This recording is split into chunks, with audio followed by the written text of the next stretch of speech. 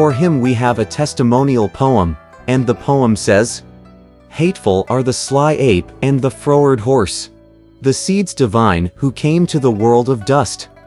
For one erring thought of leaving heaven, fell on this mountain and destroyed themselves. What bitter grief when flocks of birds break up! How tears flow when monster troops are wiped out! When will the scourge end, the chastisement cease, that they may return to their primal forms?" Overborne by grief, the old demon wailed step by step into the cave. He saw that the furniture and other belongings remained, but not even a single person was in sight. In this total silence, he became sadder than ever. As he sat all by himself in the cave, he placed his head on a stone table, his sword he leaned against the table, and the fan he stuck back into his collar. Soon, he fell into a deep sleep, just as the proverb says, "Your spirit is full when you are happy. Once dejected, you tend to be sleepy." We tell you now about the great sage Sun, who turned the direction of his cloud somersault around and stood before the mountain, thinking again of trying to rescue his master. Fastening the vase tightly to his belt, he returned to the entrance of the cave to see what was happening. The two doors he found wide open, but not a sound could be heard. With light, stealthy steps he slipped inside and discovered the demon sleeping soundly, leaning on the stone table. The palm leaf fan was sticking out of his collar, half covering the back of his head, while the sword of 7 stars was placed against the table. He tiptoed near the demon, pulled out the fan, and turned at once to flee outside.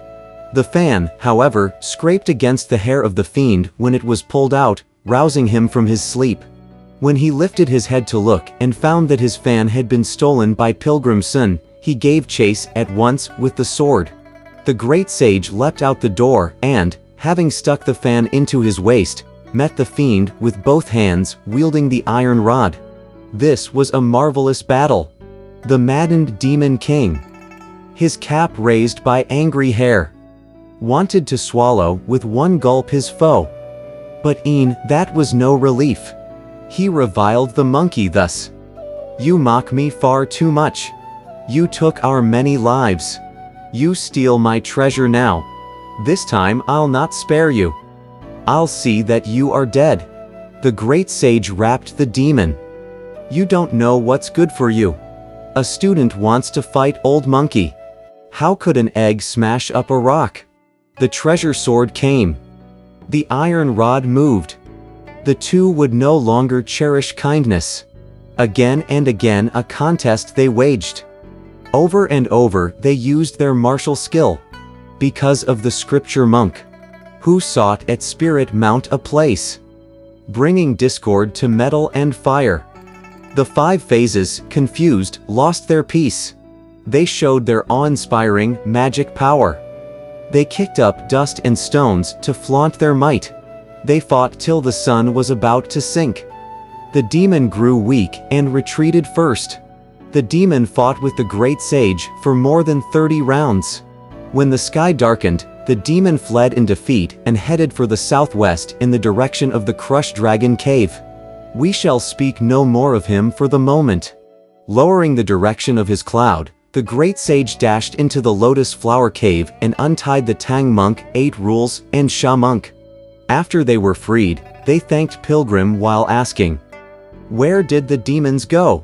"The second demon has been stored up in the gourd," said Pilgrim, "and he must be completely dissolved by now. The old demon was defeated by me just now, and he fled toward the crushed dragon cave in the southwest. Over half of the little fiends of the cave have been killed by the body division magic of Old Monkey, and the rest who were defeated have also been wiped out by me. Only after that could I come in here to rescue and free all of you." Profoundly grateful, the Tang monk said, "Disciple, you must have worked awfully hard." "Indeed," said Pilgrim, laughing. "Though all of you had to bear the pain of being hung up, Old Monkey hasn't been able even to rest his legs. I had to be on the go even more frequently than the postal messenger, coming in and getting out. There was never a moment's pause. Only after having managed to steal his treasures could I defeat the demons." "Elder brother," said Zhu 8 rules, Take out the gourd and let us have a look inside. The second demon, I suppose, must have been dissolved by now. The great sage first untied the pure vase.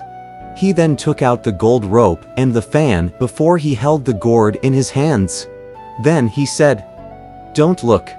Don't look." Just now he had Old Monkey stored up, and only after I deceived him into opening the lid by feigning some gargling noise did I escape.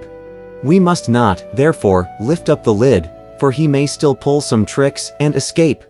Thereafter master and disciples happily searched the cave and found some of the monster's rice, noodles, and vegetables. After heating and washing some of the pots and pans, they prepared a vegetarian meal and ate their fill. They rested in the cave for the night, and soon it was morning again. We tell you now about that old demon, who went straight to the crushed dragon mountain, and gathered together all the female fiends, to whom he gave a thorough account of how his mother was beaten to death, how his brother was sucked into the gourd, how his monster soldiers were wiped out, and how his treasures had been stolen. The female fiends all burst into tears, wailing for a long time.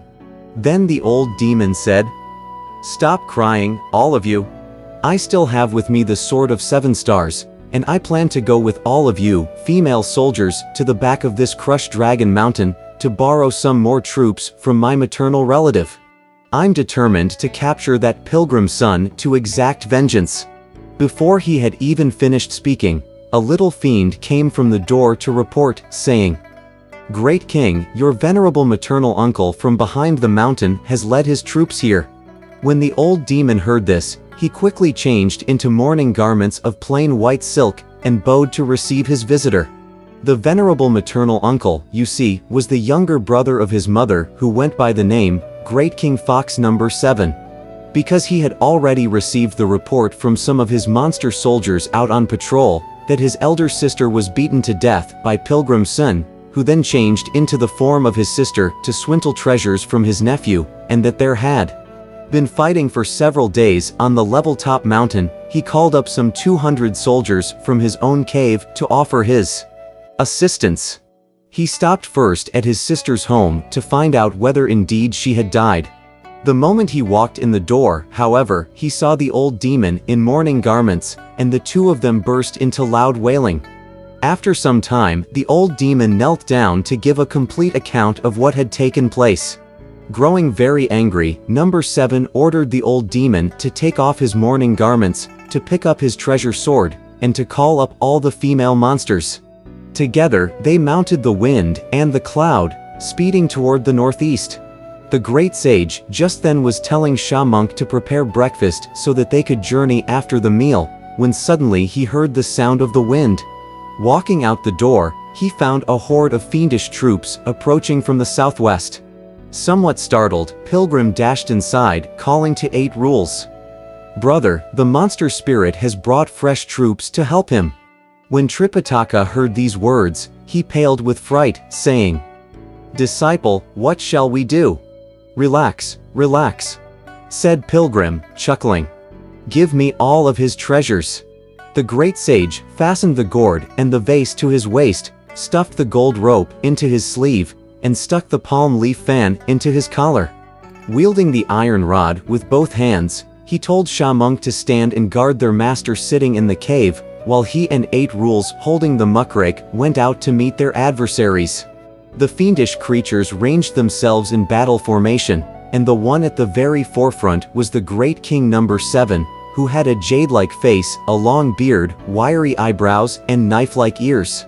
He wore a golden helmet on his head and a knitted cuirass on his body. His hands held a square sky halberd.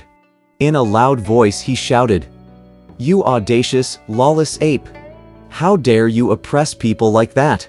You stole our treasures, slaughtered our relatives, killed our soldiers, and you even had the nerve to take over our cave dwelling. Stick out your neck quickly and accept death, so that I can avenge my sister's murder. You reckless hairy lump!" cried Pilgrim. "You don't know what your Grandpa Sun can do. Don't run away. Take a blow from my rod." The fiend stepped aside to dodge the blow before turning again to meet him with the halberd.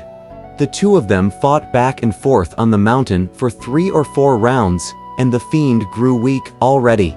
As he fled, Pilgrim gave chase and encountered the old demon, who also fought with him for 3 rounds. Then the number 7 fox turned around and attacked once more. When 8 Rules on this side saw him, he quickly stopped him with the 9-pronged rake. So, each of the pilgrims took on a monster and they fought for a long time without reaching a decision. The old demon shouted for all the monster soldiers to join the battle also. We tell you now about the Tang monk, who was seated in the cave when he heard earth-shaking cries coming from outside. "Sha monk," he said, "go and see how your brothers are doing in the battle." Lifting high his fiend-rooting staff, Sha monk gave a terrific cry as he raced outside, beating back at once many of the monsters. When number 7 saw that the tide was turning against them, he spun around and ran, only to be caught up by 8 Rules, who brought the rake down hard on his back. This one blow caused 9 spots of bright red to spurt out. Pity one spirit's true nature going to the world beyond. When 8 Rules dragged him aside and stripped off his clothes, he found that the great king, too, was a fox spirit. When the old demon saw that his maternal uncle was slain, he abandoned Pilgrim and attacked 8 Rules with the sword. 8 Rules blocked the blow with the muckrake. As they fought, Sha monk charged near and struck with his staff. Unable to withstand the two of them, the demon mounted Wind and Cloud to flee toward the south with 8 Rules and Sha monk hard on his heels. When the great sage saw that, he swiftly leapt into the air, untied the vase, and took aim at the old demon, crying, "Great King Golden Horn." The fiend thought that it was one of his defeated little demons calling him, and he turned to give his reply. Instantly he was sucked also into the vase, which was then sealed by Pilgrim with the tape bearing the words, "May Laozi act quickly according to this command." The sword of 7 stars dropped to the ground below, and it, too, became the property of Pilgrim. "Elder brother," said 8 Rules, coming up to meet Pilgrim, "you've got the sword. But where's the monster spirit?" "Finished," said Pilgrim, chuckling. "He's stored up in this vase of mine." When they heard this, Sha monk and 8 Rules were utterly delighted. After they had completely wiped out the ogres and monsters, they went back to the cave to present the good news to Tripitaka, saying, "The mountain has been purged of all monsters. Let Master mount up so that we may journey again." Highly pleased, Tripitaka finished the morning meal with his disciples, whereupon they put in order the luggage and the horse and found their way to the west. As they walked, a blind man suddenly appeared from the side of the road and caught hold of Tripitaka's horse, saying, "Monk, where are you going? Give me back my treasures." Horrified, 8 Rules cried, "We are finished. Here's another old monster coming to ask for his treasures." Pilgrim looked at the man carefully and saw that he was actually Laozi.